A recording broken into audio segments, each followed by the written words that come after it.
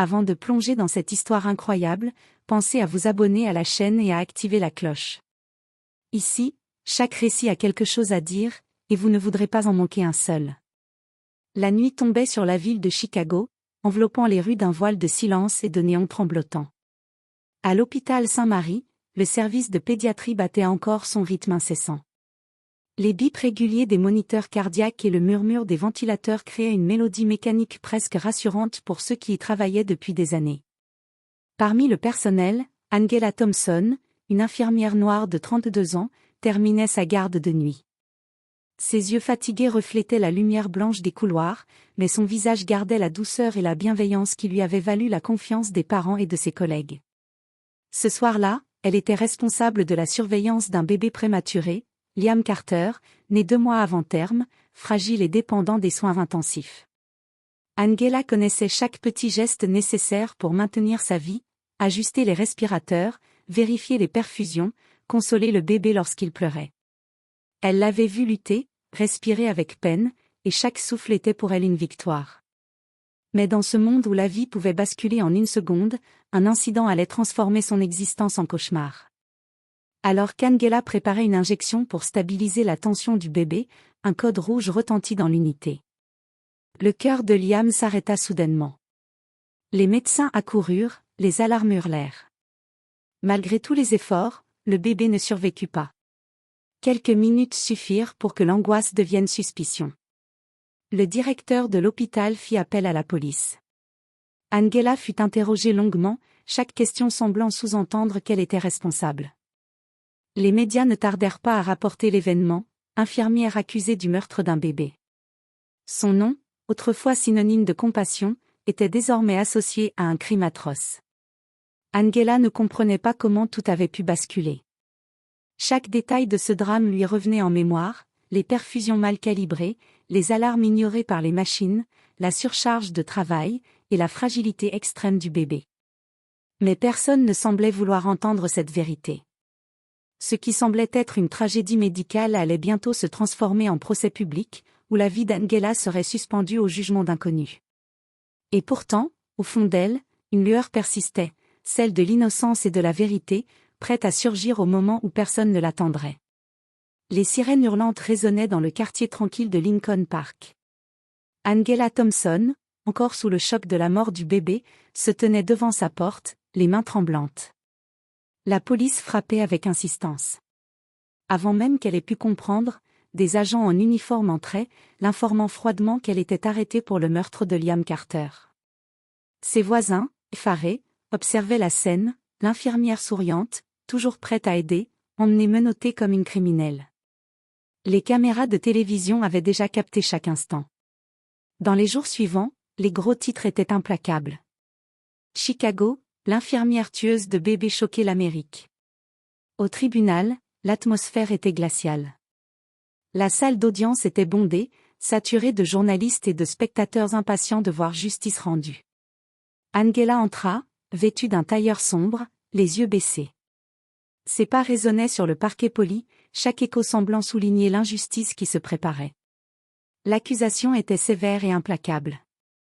Le procureur James Whitman, un homme à la voix grave et autoritaire, dressa un portrait terrifiant. « Mesdames et messieurs du jury, vous êtes ici pour juger un acte impardonnable. Une infirmière, censée protéger la vie, a pris celle d'un innocent. Angela Thompson doit répondre de ses actes devant la loi. » La salle frissonna. Les preuves semblaient irréfutables, les relevés horaires montrant qu'Angela était seule avec le bébé, un rapport d'autopsie mentionnant une cause de décès inexplicable, et plusieurs témoins affirmant l'avoir vue peu avant la tragédie. L'avocate de la défense, Emily Carter, se leva avec calme et détermination.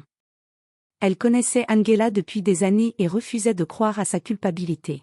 « Votre honneur, membre du jury, la vérité est souvent plus complexe que ce que montrent les apparences. Angela Thompson a consacré sa vie à sauver des enfants, et ce drame ne résulte pas d'une volonté criminelle, mais d'un enchaînement tragique d'erreurs humaines et de circonstances indépendantes de sa volonté. » Malgré ses arguments passionnés, le jury semblait influencé par l'émotion et la peur. Les témoignages des parents en deuil pesaient lourdement sur la balance.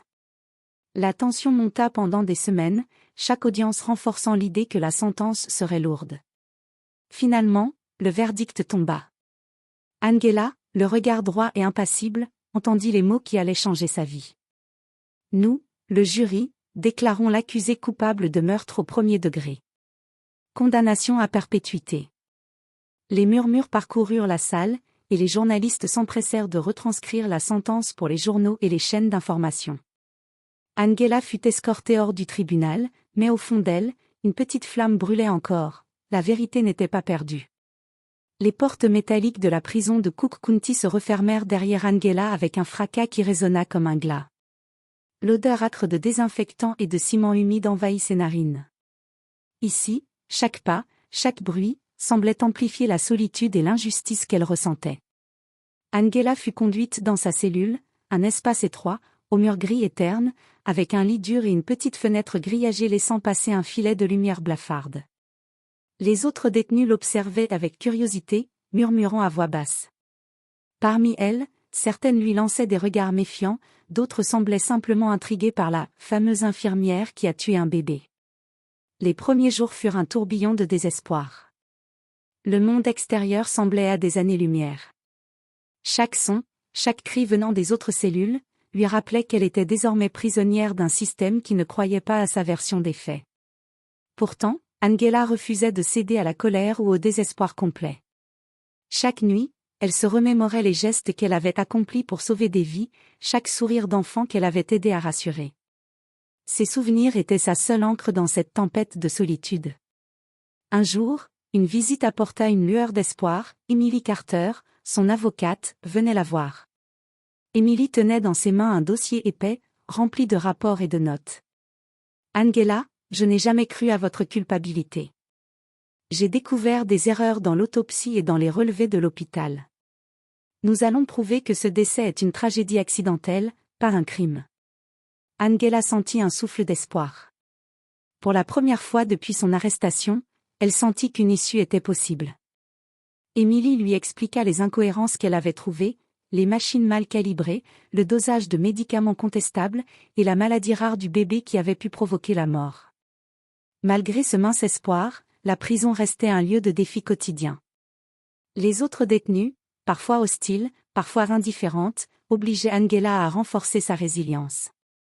Chaque jour était un combat pour préserver sa dignité, chaque nuit une lutte pour garder foi en la justice. Petit à petit, Angela se reconstruisait dans cette épreuve.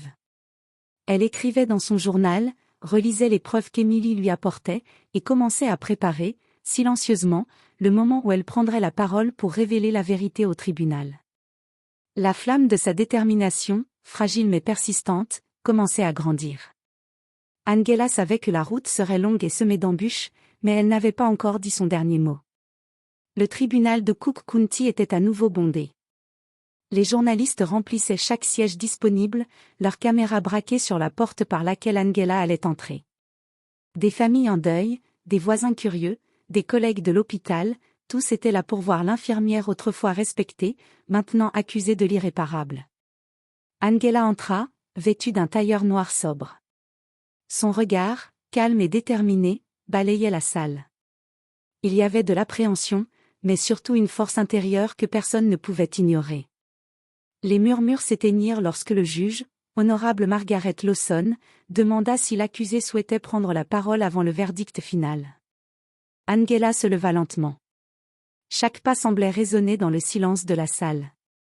Elle inspira profondément, et d'une voix claire mais émotive, elle prononça « Innocente ». Un frisson parcourut l'assemblée. Les jurés se redressèrent. Les journalistes échangèrent des regards incrédules. Mais Angela ne s'arrêta pas là. « Je ne suis pas coupable de la mort de Liam Carter. Ce bébé fragile est décédé à cause d'une combinaison tragique d'erreurs humaines et de circonstances indépendantes de ma volonté. Les machines étaient mal calibrées. Le dosage des médicaments avait été ajusté par erreur.